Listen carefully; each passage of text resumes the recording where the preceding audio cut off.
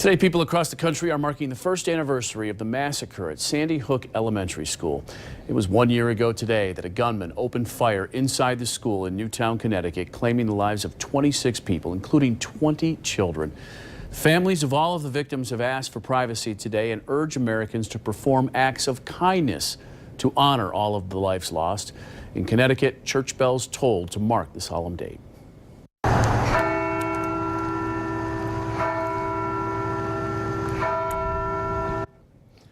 Flags across the state were lowered to half-staff, again to honor the 26 victims.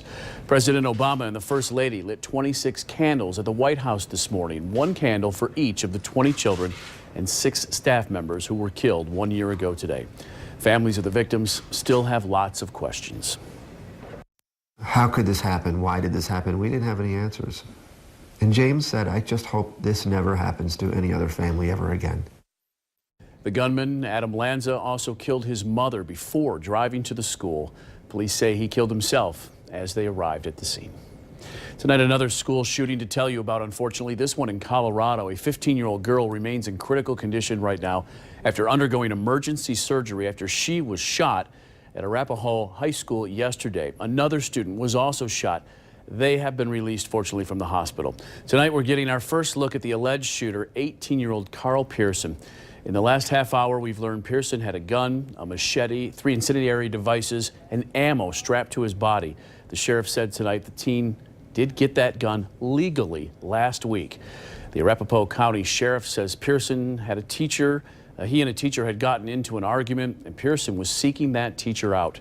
Officials say when the teacher heard what was happening, he left the school in hopes of getting Pearson to follow him. Instead, the teen opened fire in a hallway before killing himself. We heard 2 very, very loud gunshots and immediately closed the door. She closed the door. We ran into the corner, dove on top of each other, just tried to get behind the desks. Obviously a terrifying thing. Well, Arapahoe High School is just 8 miles from Columbine, the site of the 1999 school shooting that left 12 teenagers dead. The high school is also just 17 miles away from the theater where a gunman opened fire during a screening of The Dark Knight Rises in 2010. 12 people were also killed in that shooting. School shootings continue to make headlines all across the country. Today, a local group held a vigil to remember the 26 people killed last year during the massacre at Sandy Hook. They also talked about what happened yesterday in Colorado. And as 24-hour News 8's Coco McAvoy shows us, the message they want to get out is that gun violence has to stop. No more silence! Those words echoed throughout Fountain Street Church as community members gathered to remember the Sandy Hook shooting from last year. Remember this, since the Sandy Hook massacre just 1 year ago today, there have been 27 schoolhouse shootings. Through prayer and song, the group reflected on the day and spoke of a bigger issue, gun violence in America. Very sad that as a country we have allowed our children to be in this position. Action is change. What we're doing here this morning affects change. Kathleen Howard and Geraldine Riley are both mothers, carrying the same emotional weight of being a victim to gun violence. At the age of 6, I watched my mother shot with a gun right in front of me and killed. And I have lived that every day of my life. And I know that Sandy Hook was hard because I lived it 19 years. Riley lost her son Jeffrey back in 1994 when he was shot and killed in the street. And I heard gunshots.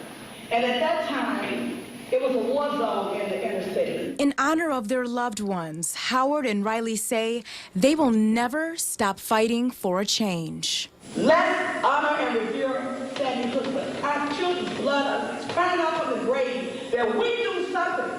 As a pediatrician, I work every day to keep every child in this country safe. And as a victim, I don't want any other child to go through what I went through as a child of growing up with no parent. Now, the group holding the event says they promise to keep making noise for gun reform until changes come.